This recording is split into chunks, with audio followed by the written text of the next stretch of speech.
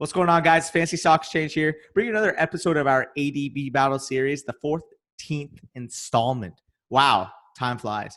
But today, got Justin back on, Father Son Fantasy Football. If you guys don't remember, we recorded with him a couple months ago at this point. Terry McLaurin versus DK Metcalf and Kyler Murray versus Dak Prescott. We're having him on again to discuss some big ballers. But before we do that, before we mention who we're going to be talking about today, and when I say big ballers, trust me. How you doing today, Justin? Doing good, man. Thanks for inviting me back. I didn't expect to come back this soon, but here I am. Got the call. I said, yeah, I'll come back in, especially after the Thunder beat the Lakers. Gotta bring that in. Gotta bring that in, baby. Hey, at the end of the day, I'm just happy about the number one seed. You know, Lucas is gonna watch this, talk about how the Dallas Mavericks are gonna upset everyone because he's a big Kristaps fan, big Luka fan. But anyways, yeah, I mean, we're happy. We got the number one seed. I'm still gonna be cheering on the Thunder. My boy Shea down there, hometown kid. Gotta love that. Your favorite player. So yeah, shout out Hamilton if you guys are watching this. But yeah, today we're going to be discussing, as I mentioned, some huge ballers. And when I say huge, it doesn't get any bigger than the consensus 101 and 102 off the board. But before we mention that, let's hit the intro.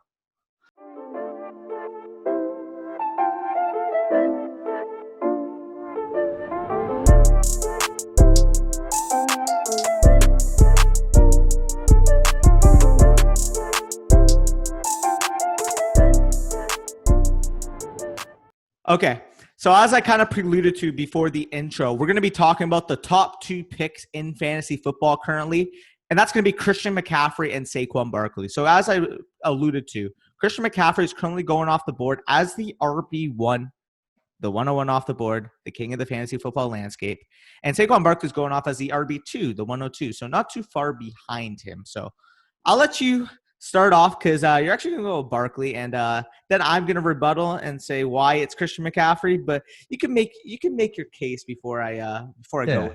Yeah, I'll make my case. I'll preface this by saying there's not a wrong selection between these two guys. You're going to get a great player, regardless of the fact that's going to give you an advantage over your opponents. But the whole thing with me and McCaffrey, I love Christian McCaffrey. I like when he posted on Instagram last offseason that he's working out a lot. He's dating Olivia Culpo. I mean, he's winning off the field and he's winning on the field. You can't hate the guy. Love him, but I'm not taking him number one this year. We haven't seen a running back in PPR finish number one overall in 2 consecutive years in a row since Priest Holmes back in 2002 to 2003. Even when LT had his great 2006 season, which you may mention when you're talking about McCaffrey, because that's how good this guy was last year. Yeah.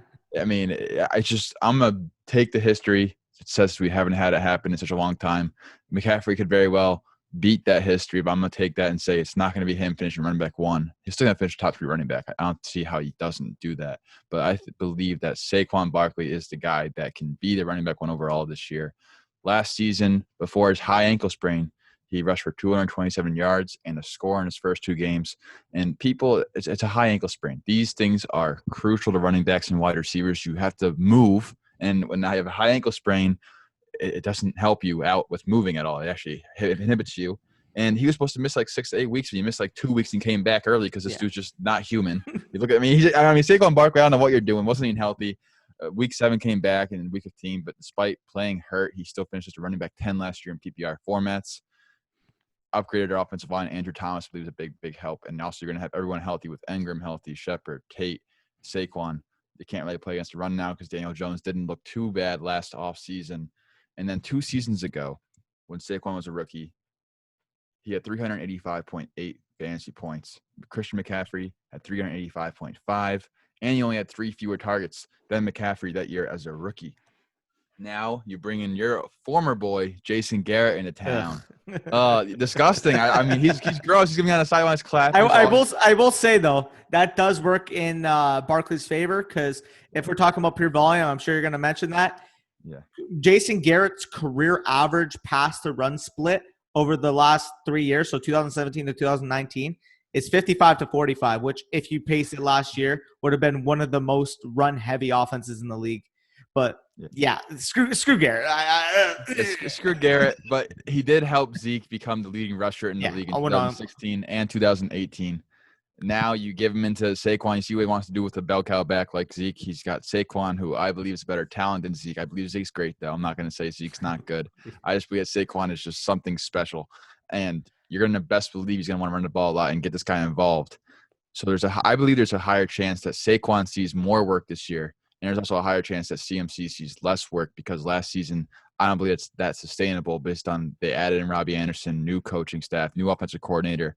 I believe DJ Moore is going to ascend this year. More negative gains here. He's still going to get his targets above 80 targets. It's not shocking, but he's not going to get, I believe he had 116 targets last year. I don't think it's going to be that high. 116 catches. 116 catches. It's 142 targets. So I don't think he's going to see 142 targets this year. I think he's going to see more like closer to the 100 mark, which is still great.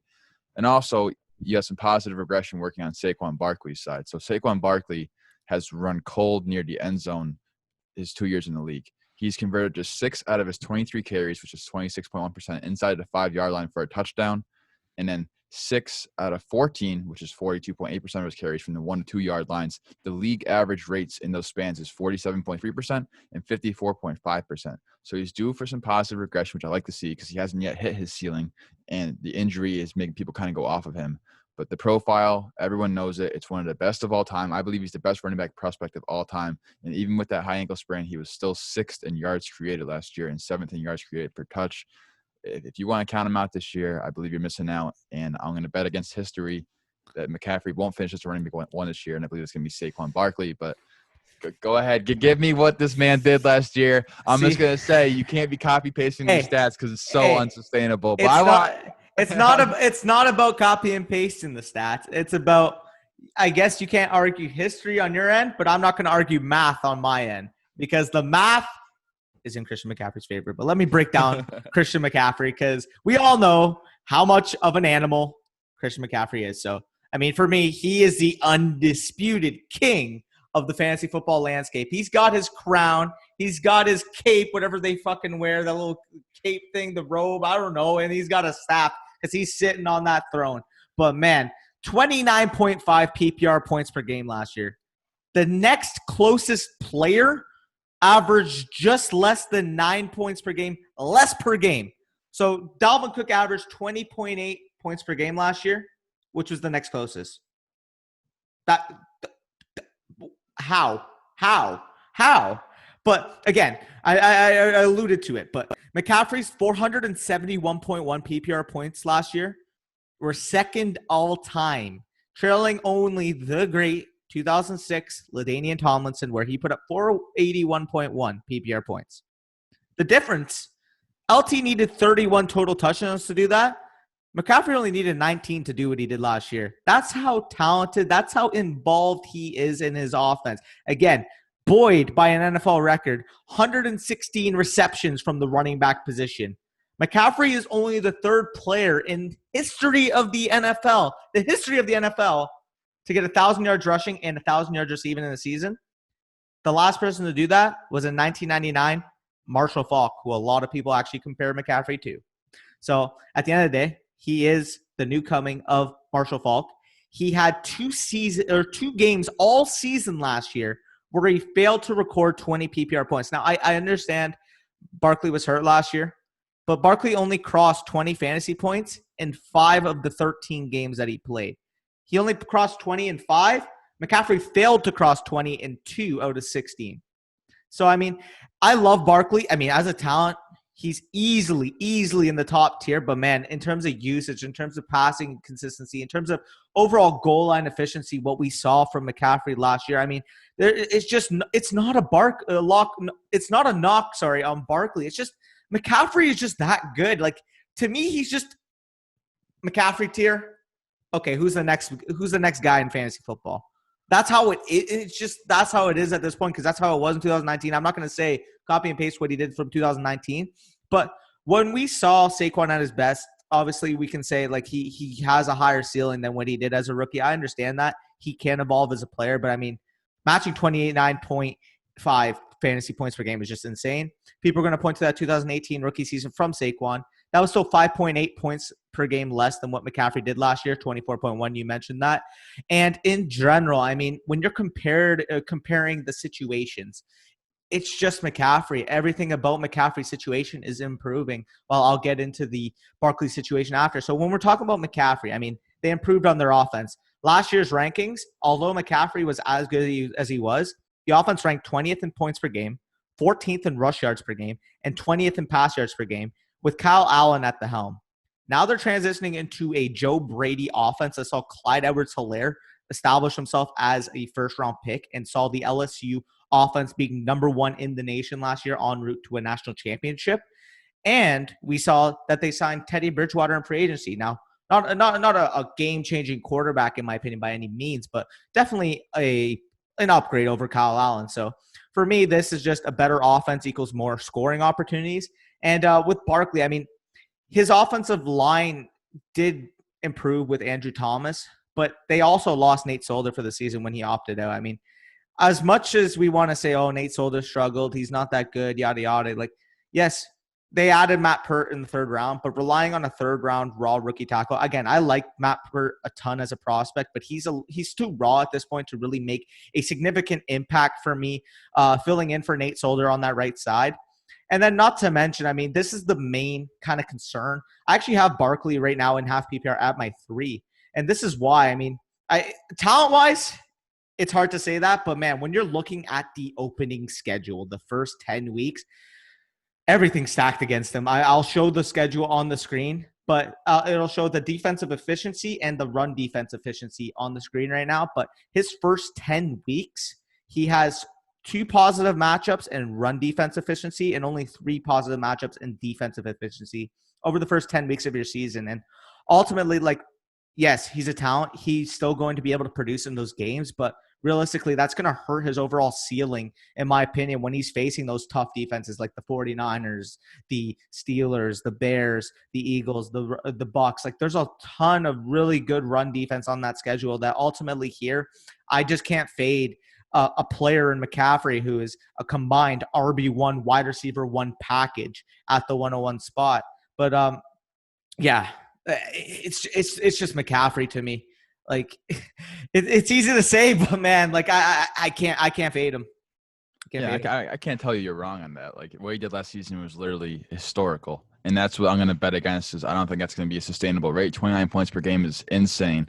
And if you had, I mean, I believe 78% win rate with McCaffrey and her team literally helps you just win a championship. Yeah. When in the past, like the average RB1 of a season is around 25 to 26 points per game, which is a lot. And so if he goes back down to there, which I think he will probably go back down to 25, 26, I mean, he's going to be right there with Barkley, Zeke, and Kamara, just a little ahead. But I think what you did last season, you can't knock it. And a lot of people will be taking a number 1. I'm just saying if you want to go a little contrarian, take history into account, that fact that we've never had a running back 1 repeat since Priest Holmes in 2002, I'm going to go with Saquon Barkley with Jason Garrett there. And I know Nate Solder opted out. This whole season is going to be weird. Like, what happens if McCaffrey's entire offensive line gets COVID? Then it's so unpredictable. Yeah. So it's just tough season, man. It's not going to be a fun season for fantasy. It's going to be a nice little waiver wire season. But I'm going to take Barkley, but I'm not going to say don't take McCaffrey. Like, I love McCaffrey too, so I'm not going to fault it.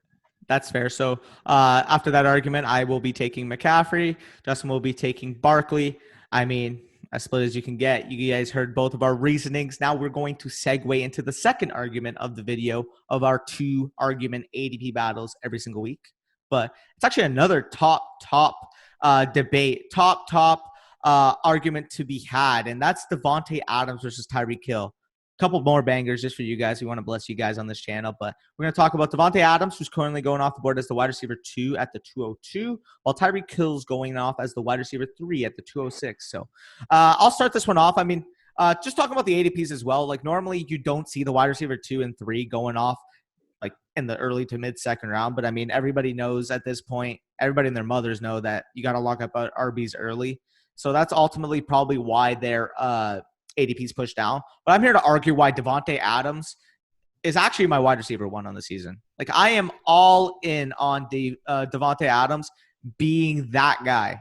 Because, I mean, when we break it down, past 2 years, he's been on pace for 169 targets. So last year he had 127 in the 12 games that he played. I mean, we saw what he did against Philly. I'm not going to single out one game, but shout out to that, 33.25 PPR points in one half.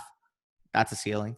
But if you're really talking about it, the main concern that a lot of people are going to have is just that he missed 4 games last year. But when you're breaking down the situation, there is literally no negative about what Adams is going to be dealing with in the Green Bay offense. So ultimately here, if you're factoring the 14 games that he did play, including the playoffs last year, he produced 100 catches for 1,295 yards and 7 touchdowns in 14 games.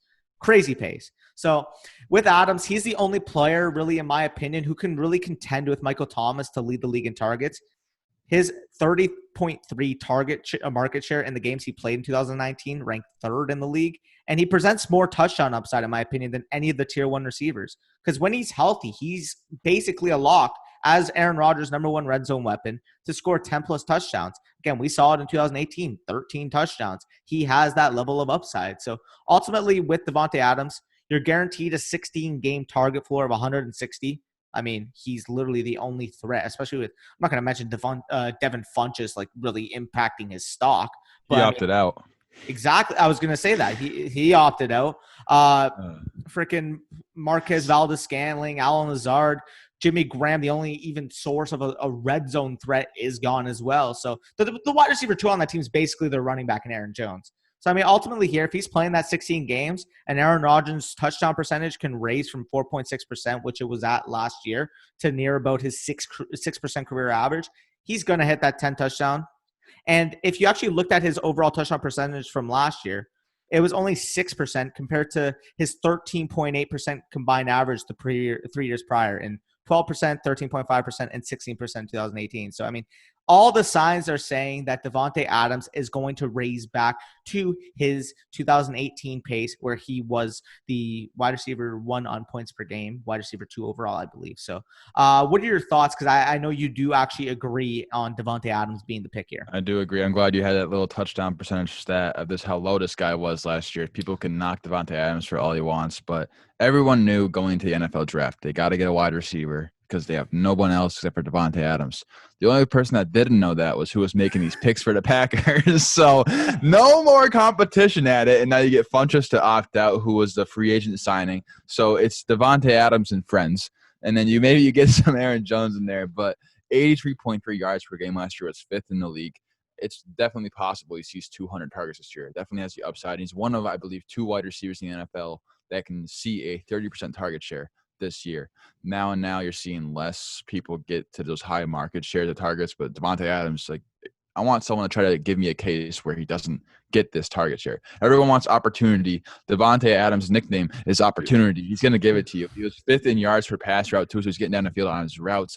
Top 25 in total target distance last year, even though he missed 4 games. So if you miss 4 games, average it out, he's top 20 easily in that.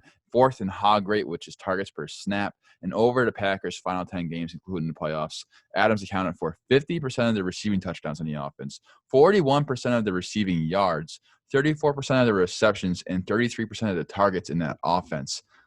Like, what is not to love? He's always been a double-digit touchdown guy, like you mentioned. He had 5 last year when his expected total was 6.8. This year, I'll be nice. All right, I'll get the people. I'll be nice. I'll be low. 7 touchdowns is his floor. 7 touchdowns is his floor. Is Aaron Rodgers throwing 12? I think Aaron Rodgers might be throwing 12 and 7 is his floor. But Aaron Rodgers' touchdown is going to go up because you mentioned that too, which I think is a great point.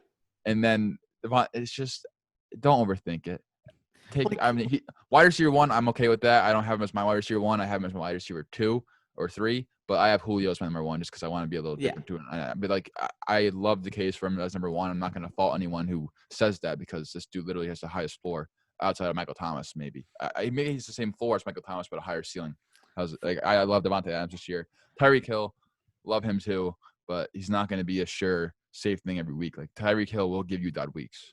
Yeah, the thing that ultimately has Adams for me, again, the top 4, I think we can all agree on: MT, Tom, or I almost said MT Thomas, MT, Adams, Hill, and Julio. I mean, no matter how you scrape it, that's the top 4. But for me, the reason why Hill ultimately comes after Adams and is my 4 is simply due to the volatility. So I'll show you guys on the screen, but if you take a look, this was actually recently tweeted out by Mike Tagliere. And it actually compares the volatility between Tyreek Hill and Amari Cooper. Now, I'm going to explain the context. Tyreek Hill did play a couple games where he exited early. So, I mean, these numbers shouldn't be taken completely at face value, but they just kind of give you a glimpse as to kind of what Tyreek Hill's points, where they came from last year. So, I mean, when they played 7.4 targets per game each, they each basically had the same amount of wide receiver one percentage in 33.3% for Tyreek Hill, 31.3% in Amari Cooper. Wide receiver 2% was actually a lot higher for Amari Cooper, 50% versus only 41.7% for Tyreek Hill. The wide receiver 3% were each hovering around 65%, as you guys can see. Boom percentage, I mean, Tyreek Hill was producing a boom on 25% of his games, while Cooper was doing it on about 19%. And the bust percentage is ultimately the reason why Tyreek Hill is going ahead of Amari Cooper, 17% versus 31.3%. But you can see through those stats that he is not a sure thing on a week-to-week basis. I mean, 41.7% he's finishing as a wide receiver 2 or above is a little concerning for a guy you're going to be taking as your number 1 or number 2 selected player. Now, if you're getting him in the mid-second round, I'm more than fine with taking him there. It's just if Davante Adams on the board, he's just a player who presents a similar ceiling, but the floor is so much higher. I mean, he is literally the only one that Aaron Rodgers can throw to. I mean, it's really a no-brainer here. So ultimately here, Adams is going to be a lot more consistent in my opinion. And if you guys have any questions about his ceiling, again, as I mentioned earlier, this guy produced 33.25 PPR points in a half. 10 catches for 180 yards and 2 touchdowns against Philly in a half before he left with an injury. Like, this is a guy who I have no problem taking Davante Adams as my first selected player. Like, realistically, outside of maybe the top 6 or 7 running backs, like, he's the next guy I would take. And that's saying a lot for me because I love locking down my running backs early. Like, he's absolutely a first rounder. Like, that's no debate. So Davante Adams is my guy. What are your closing thoughts on this debate? I mean, I don't know how people can question this guy's ceiling. People like touchdowns, right? Like, this dude's always been a touchdown guy, except for last year when he was hurt with turf toe in the Philly game, like you mentioned. So, stop overthinking this. You know, like just get yourself a Davante Adams, flip a coin for Saquon Barkley or CMC. I mean, you want to mention Davante Adams is going to have to positively regress. Well, Saquon Barkley's going to do a lot this year. I believe Jason Garrett, the clapper himself, is going to help him get into the volume usage where CMC was last year, possibly. We'll see. If Evan Ingram's hurt, I mean, like, this COVID season's just such a mess, man. But for sure. What are you gonna do? For sure. I mean, you guys heard the debate. Some big hitters. What we're bringing to you guys on the Fantasy Stock Exchange channel. If you guys have made it this far, make sure you go check out Justin. Follow us on Fantasy Football. I'm going to have him linked in the description of this video. And again, if you guys have made it this far and you haven't liked, subscribed, commented down below, like I say every video, that's too much work, though, man. You have to scroll. Oh, wait, no, it's not. All you got to do is just scroll and click it. Boom. For sure. Comment down below why I am an idiot. Oh, Tyreek Hill. Or why Justin said, Tyreek Hill is number 1. Like, I'm not here to argue that. Like, they're both fantastic players. You know, Bush is going to be there. But, yeah, no, I'm fucking with you, Bush. But anyways, love you guys. We'll see you guys next I almost said Thursday. This isn't Hot Commodities. We'll see you guys next Saturday. We'll be talking a couple other bangers by then. And until next time, peace out.